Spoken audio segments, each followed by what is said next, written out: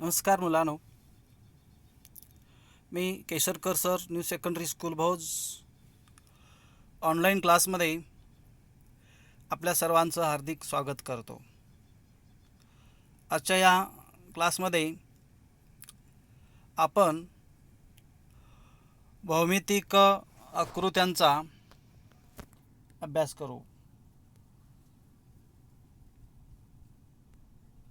कोणकोणत्या भौमितिक आकृत्या आहेत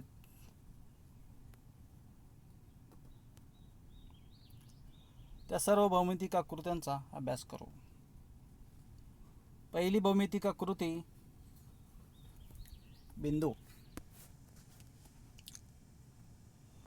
तर बिंदूची व्याख्या आपणाला करता येत नाही. बिंदूची व्याख्या करता येत नाही तरीसुद्धा बिंदूच्या बाबतीत असं म्हणता येईल की बिंदू ही एक भौमितिक आकृती आहे जिला लांबी, रुंदी, जाडी नसते, फक्त स्थान असते. म्हणजे बिंदू ही भौमितिक आकृती अशी आहे जिला लांबी, रुंदी, जाडी नसते, फक्त स्थान मात्र असते. काय असते? स्थान असते. स्थान.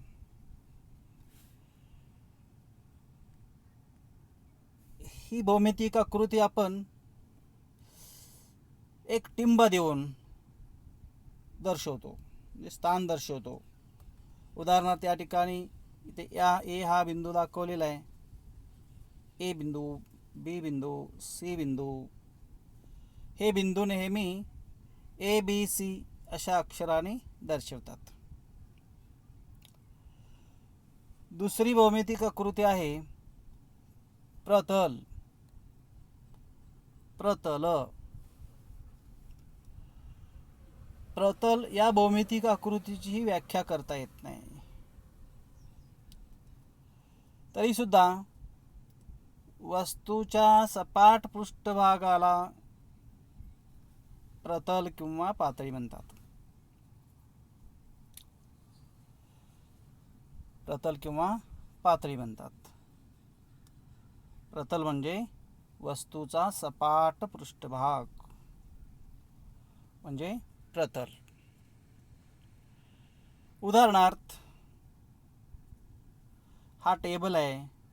हा टेबलाचा वरचा जो पृष्ठभाग हा, या पृष्ठभागाला आपण प्रतल म्हणतो. समजा पाणी असेल. पाणी एका याच्यामध्ये पाणी घेतलेलं आहे, तर पाण्याचा पृष्ठभाग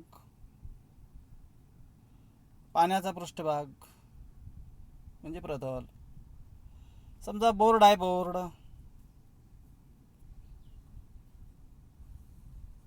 बोर्ड हा फळा आहे. हा फळ्याचा पृष्ठभाग जो आहे, हा फळ्याचा पृष्ठभाग म्हणजे प्रतल. तिसरी भौमितिक आकृती सरळ रेषा. प्रतलातील परस्पर विरुद्ध दिशेने अमर्यादितपणे वाढणारा बिंदूंचा संच म्हणजे सरळ रेषा. प्रतलातील परस्पर विरुद्ध दिशेने अमर्यादितपणे वाढणारा बिंदूंचा संच म्हणजे सरळ रेषा. सरळ रेषेला फक्त लांबी असते, जाडी नसते. उदाहरणार्थ इथं सरळ रेषेची आपण आकृती काढलेली आहे. ए बी ही सरळ रेषा आहे. ए बी ही सरळ रेषा आहे. ती ए बी अशी दर्शवतात. ए बी वरती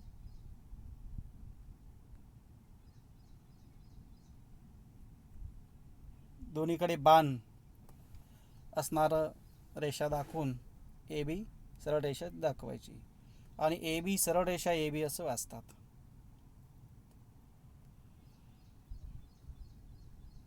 युक्लिडच्या भूमितीमध्ये युक्लिड ज्याला भूमितीचा जनक असे म्हणतात, युक्लिड यांना भूमितीचा जनक म्हणतात, जनक, ज्यानं भूमितीचा पाया रचला.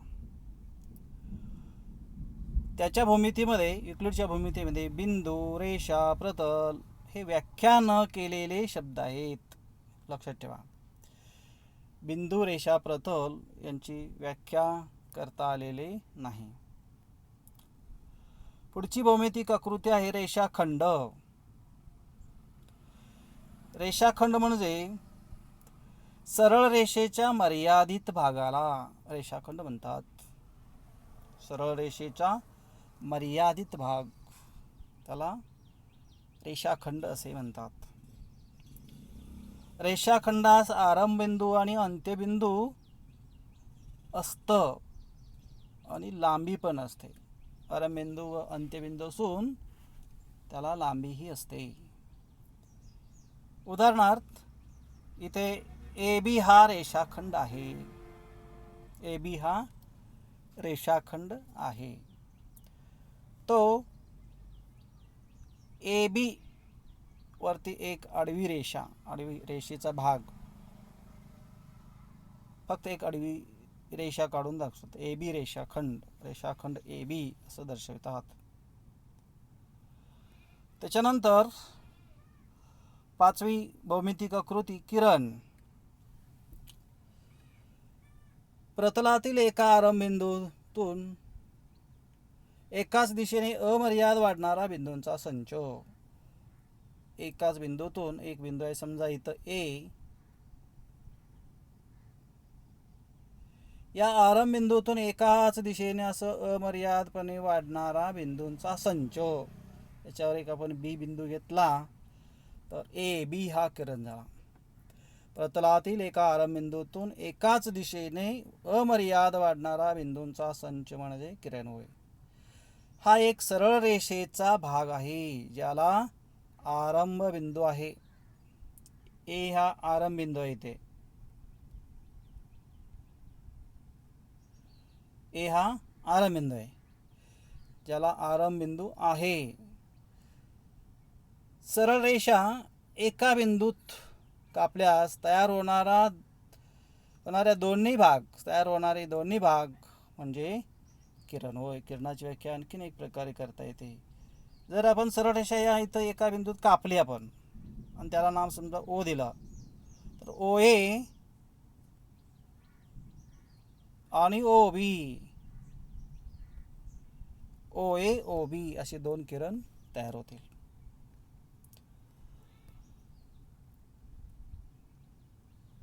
त्याच्यानंतर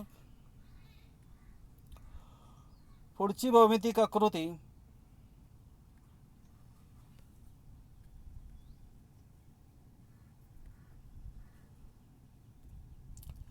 या ठिकाणी ए बी हा किरण असून ए हा त्याचा आरंभ बिंदू आहे. इथं ए बी हा किरण दाखवलेला आहे. त्याचा ए हा आरंभ बिंदू आहे. ए पासून बी कडे अमर्यादपणे वाढतो. पी क्यू हा किरण आहे. किरण पी क्यू चा आरंभ बिंदू पी क्यू याचा आरंभ बिंदू क्यू आहे. पी नाही, आरंभ बिंदू क्यू आहे. क्यू हा आरंभ बिंदू आहे. हा पी क्यू असा दर्शवितात. असा न दर्शवता क्यू पी, चुकलेला आहे पहा, क्यू पी असं दर्शवतात. क्यू पी असं दर्शवायला पाहिजे. क्यू पी, क्यू कडून पी कडे, क्यू कडून पी कडे, क्यू पी किरण हा असा दर्शवतात. हे उलट लिहायला पाहिजे. इथं पी क्यू हा आरंभ बिंदू आहे. त्याच्यानंतर पुढची भौमितिक आकृती आहे कोन. कोणती? कोन. एकाच आरंभ बिंदूतून निघणाऱ्या दोन किरणांच्या संयोगाने बनलेल्या भौमितिक आकृतीस कोन म्हणतात.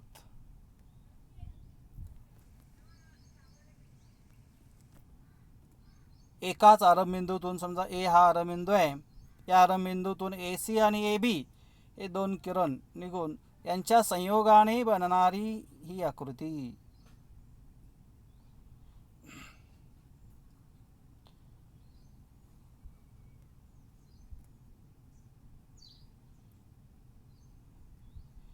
ए बी आणि ए सी या दोन किरणांच्या संयोगाने बनणारे ही आकृती म्हणजे कोन. A B Kiran A B आणि किरण ए सी यांच्या संयोगाने कोन बी ए सी हा कोन तयार होतो. या कोनाचे माप कोन नेहमी कोनमापकाने अंशामध्ये मोजतात. कोनाचे माप म्हणजे या दोन किरणातील अंतर होय. या दोन किरणातलं अंतर म्हणजे या कोनाचं माप. कोन बी ए सी हा कोन ए असाही दर्शवतात. कोन ए असाही दर्शवितात. तर कोनांचे प्रकार. कोनाचे मापावरून पुढील प्रकार पडतात. एक लघुकोन.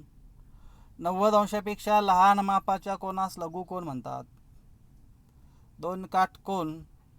90 अंश मापाच्या कोनास काटकोन म्हणतात. तिसरा विशाल कोन. 90 अंशापेक्षा मोठा पण 180 पेक्षा लहान. 90 पेक्षा मोठा पण 180 पेक्षा लहान मापाच्या कोनास विशाल कोन म्हणतात. सरळ कोन. 180 अंशाच्या कोनास सरळ कोन म्हणतात. 180 अंश मापाच्या कोनास सरळ कोन म्हणतात. प्रविशाल कोन. 180 पेक्षा मोठा, 180 पेक्षा मोठा आणि 360 पेक्षा लहान मापाच्या कोनाला प्रविशाल कोन म्हणतात.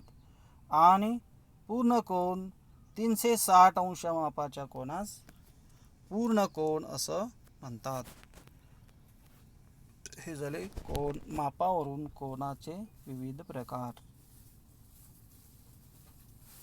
त्यानंतर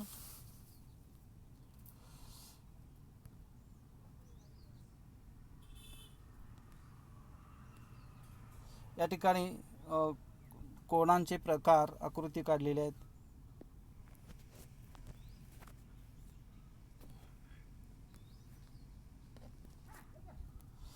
हा लघु कोन आहे. कोन ए बी सी 50 अंशाचा आहे, 90 पेक्षा लहान आहे. लघु कोन आहे. हा विशाल कोन आहे. कोणता? आर क्यू एक्स हा विशाल कोन आहे. 90 पेक्षा मोठा आहे. हा 90 अंशाचा कोन आहे. काटकोन आहे. हा 180 अंशाचा कोन आहे. याला सरळ कोन म्हणतात. इथे हा 180 पेक्षा मोठा आहे. असा हा इकडून असा इथून इथपर्यंत हा असा नव्हे. हा इथून हा 290 अंशाचा कोन आहे. त्याला प्रविशाल कोन म्हणतात. आणि हा पूर्ण एका बिंदूच्या सभोवताली तयार होणारा हा 360 अंशचा कोन त्याला पूर्ण कोन असं म्हणतात. तर दोन कोनातील संबंधानुसार कोनांचे प्रकार. दोन कोनातील संबंधानुसार कोनांचे प्रकार. एक कोटी कोन. ज्या दोन कोनांच्या मापांची बेरीज 90 येते त्यांना एकमेकाचे कोटी कोन म्हणतात. ज्या दोन कोनांच्या मापांची बेरीज 90 अंश येते त्यांना एकमेकाचे कोटी कोन म्हणतात. उदाहरणार्थ 40 अंशाचा कोटी कोन 50 अंश, कारण 40 अधिक 50 90 येतं. 20 अंशाचा कोटी कोन 70 अंश, कारण 20 आणि 70 यांची बेरीज 90 अंश येते. 30 अंशाचा कोटी कोन किती? 30 अंशाचा कोटी कोन किती? 30 आणि 60 90 म्हणजे 60 अंश, बरोबर का? 50 अंशाचा कोटी कोन किती? 40 अंश, कारण 50 मध्ये 40 मिळवलं तर 90 येतं. त्याचप्रमाणे पूरक कोन. कोटी कोनाप्रमाणे ज्या दोन कोनांची बेरीज 180 येते 180 त्यांना एकमेकाचे पूरक कोन असे म्हणतात. उदाहरणार्थ 110 मध्ये 70 मिळवलं तर 180 येतं, म्हणून 110चा पूरक कोन 70 आहे. 70मध्ये 110 मिळवलं तर 180 येतं. म्हणजे 70 अंशाचा पूरक कोन 110 अंश असतो. 90 अंशाचा पूरक कोन 90 अंश असतो. 120 अंश घेतला, 120 अंश,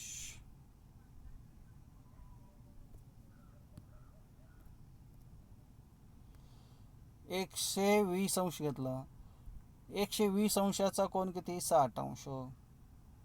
असा ज्या दोन कोणांच्या मापांची बेरीज 180 येते त्यांना पूरक कोन असं म्हणतात. संलग्न कोन, ज्या दोन कोणांचा आरंभबिंदू एक असून त्यांची कोन करणारी सामायिक बाजू एक असते. ज्या दोन कोणांचा आरंभबिंदू एक असून त्यांना कोन करणारी एक बाजू सामायिक असते. कोन करणारी एक बाजू सामायिक असते, सामायिक, त्यांना संलग्न कोन असं म्हणतात. उदाहरणार्थ इथं बघा, हा कोन आणि हा कोन हे दोन कोन आहेत. या दोन कोणांना एक बाजू सामायिक आहे, बी ए ही बाजू सामायिक आहे.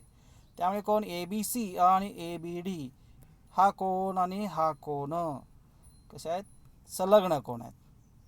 त्याच पद्धतीने कोन P Q I P Q S हा कोन आणि एस क्यू आर हा कोन, हे दोन कोन, या दोन कोणांना क्यू एस ही बाजू सामायिक आहे, क्यू एस ही बाजू सामायिक आहे. म्हणून पी क्यू एस आणि पी एस क्यू आर हे एकमेकाचे संलग्न कोन आहेत.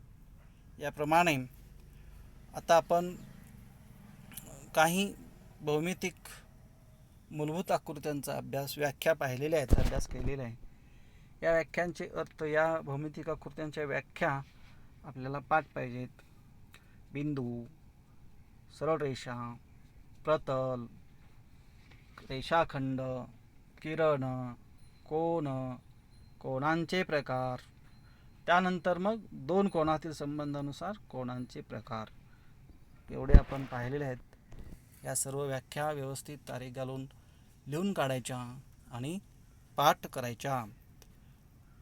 ज्यावेळेला शाळेत याल त्यावेळेला हे लिखित स्वरूपात तुमच्याकडे असलं पाहिजे. त्याचबरोबर हे पाठही असलं पाहिजे. धन्यवाद.